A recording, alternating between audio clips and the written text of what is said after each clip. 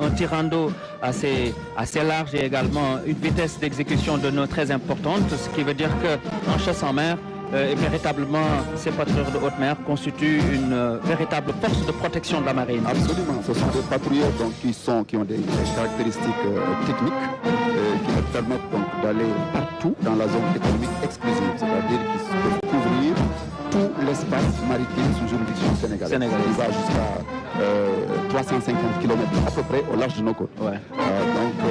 Et puis, en plus de cela, ce sont des patrouilleurs qui effectuent des missions hors de nos côtes. Dans le cadre de la coopération, nous travaillons beaucoup avec nos voisins. Et la marine sénégalaise quand même joue un rôle essentiel dans la sécurisation de la sous-région, au niveau maritime. Parce qu'il y a une architecture donc, navale au niveau de la CEDEAO qui est mise en place. Et la marine nationale est leader plus ou moins dans notre zone, dans notre sous-région. Et nous patrouillons beaucoup. La marine sénégalaise s'est dotée. Voilà, là, on va passer.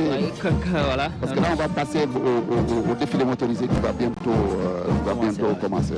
On donne la parole à mon collègue Ibrahim Mandiaye de la gendarmerie.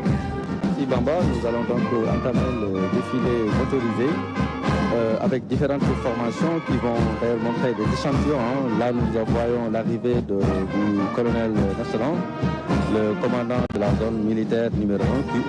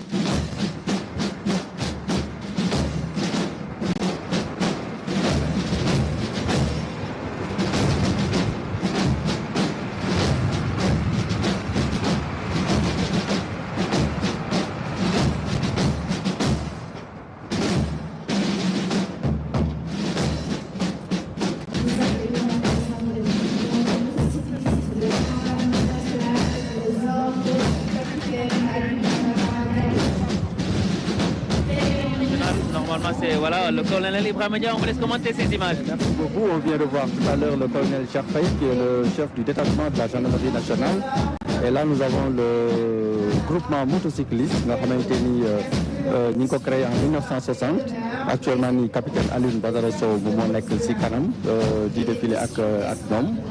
ñoom seen mission mooy mission d'honneur jagleel ko président de la République, premier ministre, le président de l'Assemblée nationale, mais également yeneen autorités yi nga xamante ni nationales comme étrangères yi ñëw fii en visite.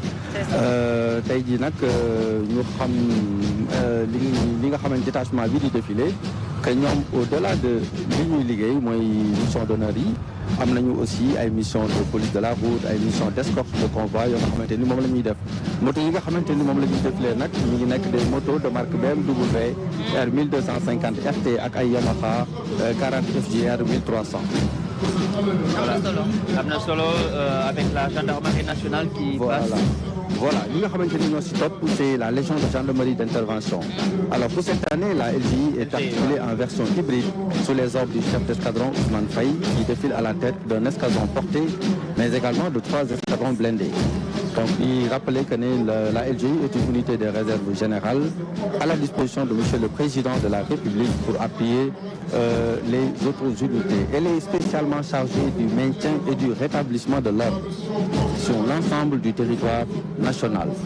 Elle participe également aux opérations aux côtés des armées dans le cadre de la défense opérationnelle du territoire, mais également assure le perfectionnement des élèves gendarmes qui sont en application. Donc, avec la montée en puissance, la LGI compte actuellement 18 escadrons articulés en 3 groupements de maintien de l'ordre, réversibles en mode combat pour la défense opérationnelle du territoire. La version portée de la LGI est sous les ordres du lieutenant Massen Sen. Elle défile à bord de véhicules de type van Iveco, mais spécialement destinés au maintien de l'ordre. Ce véhicule peut transporter un groupe de 12 gendarmes avec équipement au complet. L'unité est équipée de lanceurs de grenades multiples qui permettent de saturer en gaz lacrymogène les zones tenues. Le défilé du détachement blindé de la LGI est composé de 3 escadrons. Nous avons d'abord le 3e escadron blindé qui est sous les ordres du capitaine Ousmane Diouf, qui est équipé d'engins de type Cobra 2 d'une autonomie de 700 km, réversible entre le maintien de l'ordre de haute intensité et les opérations de défense opérationnelle du territoire. Donc oto yooyu dañuy nekk oto yoo nga xamante ni à la fois dañuy mën a participer ci maintien de l'ordre bu amee ay troupes, mais également bu ñu waree défendre le territoire national en guerre, donc ñoom aussi dañ ciy participer. Le 2e escadron moom capitaine Jean-Louis Malou moom moo nekk ci kanam. ñoom type engins yi ñu yore c'est des Milos. Les Milos c'est des engins polyvalents, des 4x4 utilisés dans les opérations militaires et policières, capables de protéger les occupants contre les mines terrestres et les engins explosifs improvisés. oto yooyu boo ci duggee bu fekkente ni mine dafa tàkk daf lay mën a protéger, donc dafay dimbali boo nekkee ci terrain hostile. Donc dafay mettre à l'aise un peu les opérateurs yi nga xamante ni ñoom ñoo nekk ci biir di manœuvrer. Enfin le 1er escadron moom capitaine Souleymane Diop moom moo nekk ci bopp bi ci défilé bi ñu yore ay engins blindés yoo nga xamante ni ñu ngi koy tuddee ay CS VN3 ak des VN 22B de type roue canon. Le blindé CS VN3 est utilisé dans les opérations spéciales, le soutien au combat, la lutte contre le terrorisme, les opérations de maintien de la paix. Mais boo jëlee VN 22B yi ñoom ay engins d'assaut lañu yoo nga xamante ni ay type 6.6 lañu yore ay fonctionnalités yu bare ak technologie boo nga xamante ni bu avancé la. ñoom seeni canon ay canon 105 la ak ay mitraillettes yoo nga xamante ni 7.62 moom la ñuy tiré ak des lance-feu fumigènes. mu nekk ay oto yoo nga xamante ni dañuy am possibilité di def ay frappes yu précises. C'est parce que technologie bi ñu àndal moom moo tax ñu am possibilité boobu. Parce que technologie bi dafa ànd ak système de stabilisateur de tir. Donc engins yooyu bu ñuy daw ak bu ñu taxawee précision de tir bi ñuy am benn la. Donc dañuy mën a taxaw sur place di def ay tir de précision, mais également di daw di mën a def ay tir de précision. loolu mu nekk lu am solo boo xoolee donc thématique bi ñu jël vers la souveraineté technologique et industrielle daf ñuy fekk ci système boobu.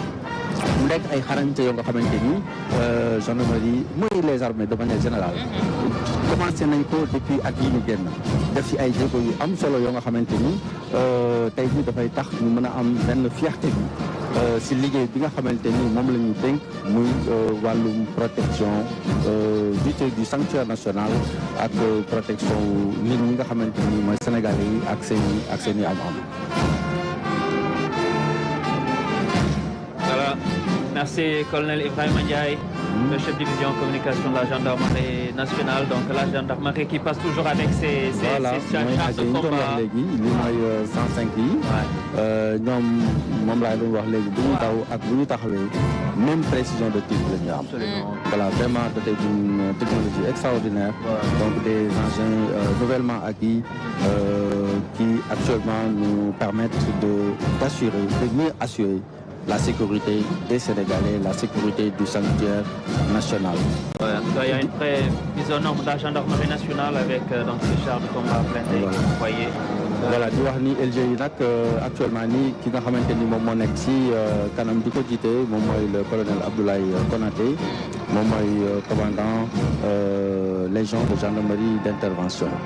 Donc da ngay gis fii ñaari version yi nga xamante ni moom la gendarmerie LG yi di taxawee mooy version boo nga xamante ni dañuy nekk maintien de l'ordre ak version bi nga xamante ni moom la ñuy wax défense opérationnelle du territoire. Donc parce que loolu dafay wane gendarmerie nationale force de continuum bi mu nekkee dafay agir en temps de paix, agir en temps de crise, mais agir également en temps de guerre. Donc mu nekk lu am solo. Alors ñii nii ñoom la ñuy wax la section cynotechnique. Alors cynotechnique mooy cynopile ñoom la ñuy wax habituellement cynopile. Voilà, avec les chiens. Voilà, les chiens. Alors ñoom unité bi ñu ngi ko créé en 1979 ñu koy wax tey jii la section cynotechnique qui est une unité spéciale de la gendarmerie mobile qui est commandée par le capitaine Maïssa Ndao. Donc unité bi nag dafa yore ay rasu xaj yu bari ay berger allemand ay berger belge malinois ay berger hollandais ay labrador ay cocker. Donc mu nekk xaj yoo nga xamante ni dañ leen di tàggat ñenn ñi dañ leen di tàggat ci mbirum explosif ñenn ñi ci mbirum arme ñenn ñi ci mbirum munition yenn ci stupéfiant am na sax yoo nga xamante ni ci ay billets de banque lañ leen tàggat ak ay pistage nga xamante ni bu ñu leen soxlaa ñoom ñooy sentir di renifler li nga xamante ni moom mooy danger bi ñu nekk dans les environs. ñoom aussi mu nekk ay xaj yoo xamante ni dañ leen di jox ay lunettes de vision nocturne et des caméras de reconnaissance moom la ñuy àndal. Donc loolu moo leen di permettre ñu mën a def seen liggéey normalement. Alors mu nekk unité boo nga xamante ni dañuy yëngatu bu baax a baax ci wàllu lutte contre le terrorisme ak trafic illicite de drogue ak grande branche. Véritablement la gendarmerie qui s'est mise véritablement aux normes standards, plus que standard même, parce que c'est une véritable montée en puissance, on le disait tout à l'heure, et ça a été matérialisé. Voilà, des investissements colossaux qui sont en train d'être concentrés. Là, nous voyons effectivement la section spéciale chargée de la protection de l'environnement, qui est sous les ordres du lieutenant Chersek. Mu nekk unité boo nga xamante ni dafay compléter liggéey bi marine nationale di def en haute mer.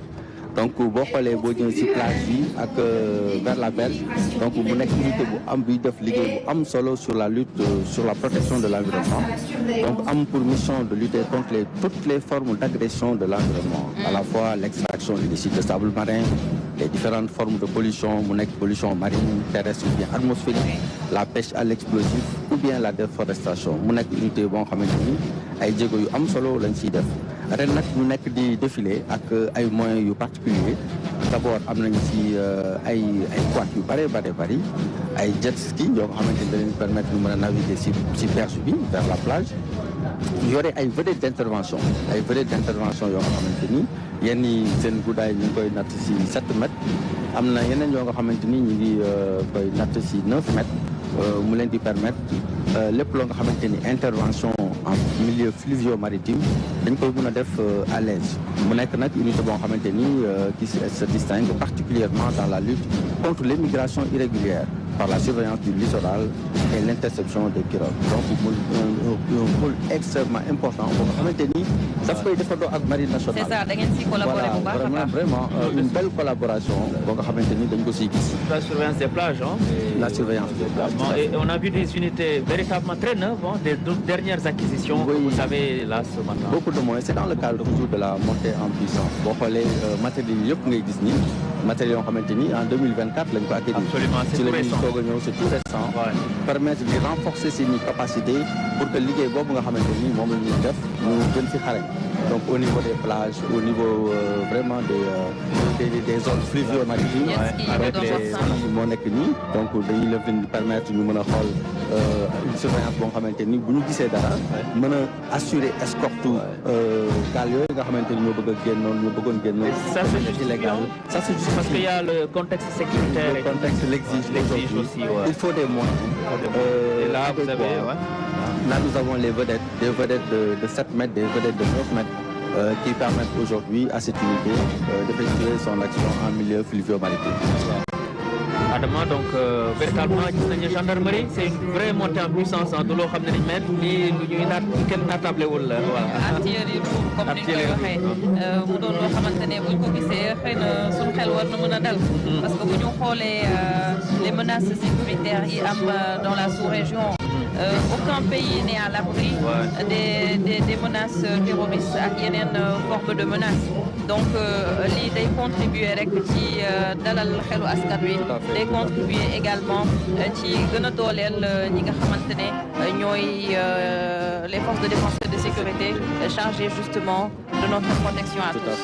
Et là nous avons l'escadrille de drones d'appui de la gendarmerie nationale qui est une unité de la Légion de gendarmerie de l'air et des transports aériens qui est placée sous les ordres du capitaine Medoune Ndiaye. di wane ni unité bi nag dafa nekk unité boo xamante ni sa bopp ba ku jigéen moo fa nekk muy commandant Mame Rokhaya Lo mu nekk lu am solo di wane toujours l'évolution du genre et dans le métier des armes. Donc mu nekk une unité boo xamante ni elle est composée d'une section technique et d'une section opérationnelle. L'escadrille de drone a pour mission de soutenir les unités au sol dans la recherche du renseignement, notamment dans le cadre de la lutte contre l'immigration irrégulière, le trafic de stupéfiants et la lutte anti-drogue. Elle constitue également un appui direct grâce à des drones type Skykeeper et l'unité yore na ay drones yu bare yoo nga xamante ni ay longue ak moyenne portée la ñu mën a dem jusqu'à 120 kilomètres. Donc mën nañu nekk sur place di surveiller des zones yoo nga xamante ni vraiment très étendues. Jusqu'à 120 kilomètres. 120 kilomètres. Alors ñuy gis nag ñuy romb ñoom c'est la légion de gendarmerie de sécurité routière. mu nekk unité bu bees boo nga xamante ni dañ koy soog a créer en 2024 jagleel ko lépp loo nga xamante ni mooy sécurité routière. mu nekk sous les ordres du capitaine Malick Faye. Le détachement de la Légion de gendarmerie de sécurité routière est une formation chargée de veiller à la mobilité urbaine et à la sécurité routière. La Légion défile avec un détachement composé de motocyclistes et de véhicules. ñoom ñaar yëpp la ñuy yore dañuy yore ay moto yor ay oto yoo nga xamante ni moom la ñuy defee liggéey bi. Cette mission essentielle nag mooy assurer la surveillance du réseau routier et autoroutier national. Donc ñu ngi si route nationale yi ñu ngi si autoroute yi ak def liggéey bu am solo dans le cadre de la prévention des accidents. liñ ci mën a jàpp sax mooy gis nañu résultat yi déjà ndaxte foo toll gis leen dëgg yàlla. Tout à fait. Donc ñoo yore la détection, la répression des infractions à la sécurité routière. Il y aurait la fluidité du trafic. Ils sont un peu partout pour aider les populations, les usagers de la route, mais aussi wàllu sensibilisation. léeg-léeg da ngay dawlu par exemple nga romb leen ñu gis ne. Tout à fait, mën na la wàññi tuuti parce que li ngay daw bari na mu nekk lu am solo la nga xamante ni